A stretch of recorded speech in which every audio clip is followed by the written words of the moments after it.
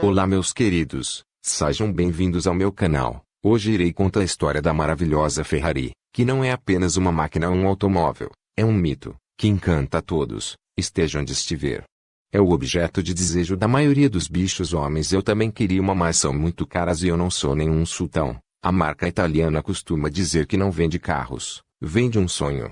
A comparação das máquinas construídas em Maranello com raras e exclusivas joias não é nenhum exagero, tamanha sua exclusividade. E tudo identificado por um simples cavalo negro empinando. Impossível falar na criatura sem falar no seu grande criador, Commendatore Enzo Anselmo Ferrari, muito parecido com Mesut Ozil, nascido no dia 18 de fevereiro de 1898, na cidade italiana de Modena. Enzo Ferrari queria ser cantor de ópera ou piloto de competição.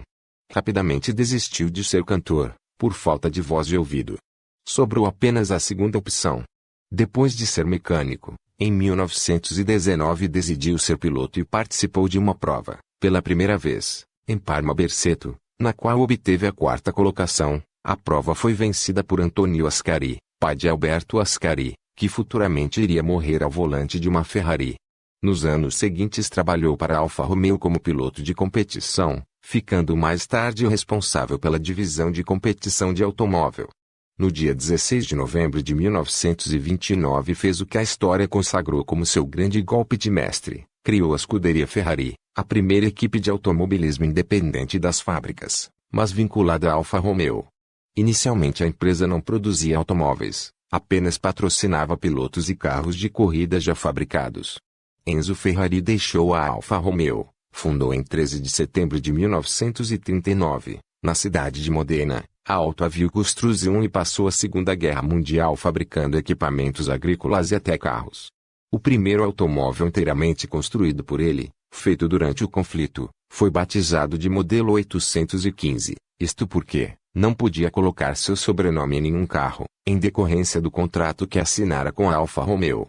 Somente em 1946, após o fim do conflito mundial e a queda do regime de Mussolini, ele construiu o primeiro carro de corrida que levava seu sobrenome, a Ferrari 125S. E espantou o mundo por desenvolver em instalações precárias, mas com uma equipe competente e entusiasmada, um motor tão poderoso como o V12 que equipava, algo muito avançado para a época. O modelo estreou com vitória no Grande Prêmio de Roma, disputado ao redor das Termas de Caracalla, em 25 de maio de 1947, pilotado por Franco Cortese. Desde então, a Ferrari obteve mais de 5.000 vitórias em provas automobilísticas. Neste momento, o comendador Enzo passou a construir alguns carros para vender para os clientes, apenas o suficiente para financiar sua equipe de corrida. Em 1951 conseguia sua primeira vitória na Fórmula 1, no circuito de Silverstone com o piloto José Froilán González. E em 1956 a história da marca mudaria radicalmente. O piloto argentino Joan Manuel Fangio conquistaria o título mundial pilotando uma Ferrari. Apesar da parceria de sucesso entre o renomado estúdio de design Pininfarina com a Ferrari ter começado em 1952, com a Ferrari 212, somente no ano de 1959 o primeiro modelo resultante desta união seria efetivamente visto pelo mundo. Neste ano saía das pranchetas do estúdio a primeira Ferrari com a assinatura Pininfarina, a 250 GTSWB, que foi apresentada no Salão de Paris e produzida 2 anos depois, em uma série limitada a 200 unidades. Apesar disso, em 1961 os tempos começaram a ficar difíceis para a Ferrari, depois de conflitos internos que levaram à saída de vários membros da alta direção. A montadora, mesmo assim, conseguiu alcançar um grande número de vitórias em competições importantes e elevar o seu nome no cenário automobilístico. Em paralelo às competições, a Ferrari desenvolvia e comercializava carros superesportivos que, cada vez mais, se tornaram sonhos para os homens mais ricos do mundo. Toda a tecnologia desenvolvida nas pistas era transferida ou adaptada para seus esportivos, cujo design, além de encantar visualmente, tinha uma performance sensacional. E isto se deve muito à colaboração entre o designer Sergio Pininfarina, 1926 a 2012, e a Ferrari. A parceria ganhou ainda mais força nesta década quando o próprio Pininfarina convenceu Enzo Ferrari a mudar o design e o posicionamento dos motores dos carros esportivos. Em 1969, com a empresa enfrentando diversos problemas econômicos, a Fiat comprou 50% de suas ações, garantindo assim que a Ferrari não se tornasse uma marca vulgarizada. Nos anos de 1970, como os custos da escuderia começaram a subir rapidamente, ele aumentou o número de carros Ferrari à venda.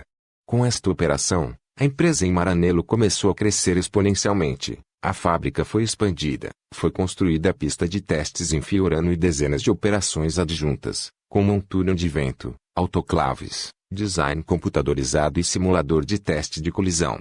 14 de agosto de 1988 foi um dia negro para a marca, quando aos 90 anos, o comendador Enzo deixava o mundo e a Ferrari, que fabricava e vendia automóveis esportivos apenas para cobrir os custos da equipe de Fórmula 1. Com o falecimento do comendador e a indicação de um antigo funcionário, o Sr. Luca Cordeiro de Montezemolo, para assumir a responsabilidade de tornar a Ferrari uma empresa moderna e rentável, o que se viu foi uma verdadeira revolução na década de 1990. Uma de suas primeiras ações foi contratar o francês Jean Todt para reestruturar a equipe de Fórmula 1, fazendo-a voltar aos tempos gloriosos. O resultado, a escuderia ressurgiu das cinzas em 1997, quando o piloto alemão Michael Schumacher conquistou o vice-campeonato pilotando o carro vermelho, e as vendas de automóveis cresceram como nunca visto antes nos anos seguintes. Além disso, em 1997 a Ferrari adquiriu 50% da Maserati, passando a ter total controle da marca em 1999. A Ferrari continuou a alcançar grandes feitos na competição automotiva, conseguindo vencer a Fórmula 1, na categoria de construtores, de 1999 até 2004 com os pilotos Michael Schumacher e Rubens Barrichello. No final de 2015 a Ferrari abriu seu capital na Bolsa de Valores, tornando-se assim uma empresa independente do grupo Fiat Chrysler. A empresa italiana arrecadou uns $893 milhões em sua abertura de capital, cujo evento contou com 8 máquinas da cobiçada marca estacionadas em Wall Street e uma legião de curiosos ao redor. Segundo executivos, a Ferrari é uma marca forte, com brilho próprio e, sozinha, tem chance de se tornar uma grife ainda mais valorizada. Piero Ferrari, filho do comendador Enzo, tem uma participação de 10% na montadora. O poder de uma Ferrari é tanto, que em 2016, um lendário automóvel da marca de 1957 foi vendido pelo valor de $35 milhões, um recorde absoluto para um carro vendido em leilão. Era o modelo 335S Spider, conduzido nas 24 horas de Le Mans pelo piloto britânico Mick Althorne. Evolução de alguns mitos desde os anos de 1940. A transferência de tecnologia dos carros de competição para os esportivos de rua é uma realidade. Ao longo da história da Ferrari, pouco mais de 150 modelos foram lançados no mercado internacional. Na década de 1940, Enzo Ferrari ficou literalmente dividido entre competição e carros comerciais. Por isso, o primeiro carro de rua foi lançado somente em 1948, o Coupé de luxo 166 Inter. A parceria entre a montadora italiana e o estúdio de design Pininfarina se consolidou com uma grande safra de carros entre os anos de 1980 e 1990, Testarossa, 512 TR, GTO e 348 TB, 456 GT2+2, F355 Berlinetta, F355 Spider, F50, 550 Maranello, 456 M. 360 Modena, 360 Spider e 456 GT. Que maravilha, tomara que esse vídeo batesse mais de 1000 visualizações e inscritos para eu ser monetizado e ganha uns money do YouTube. Valeu pessoal, deixe o like até um outro dia.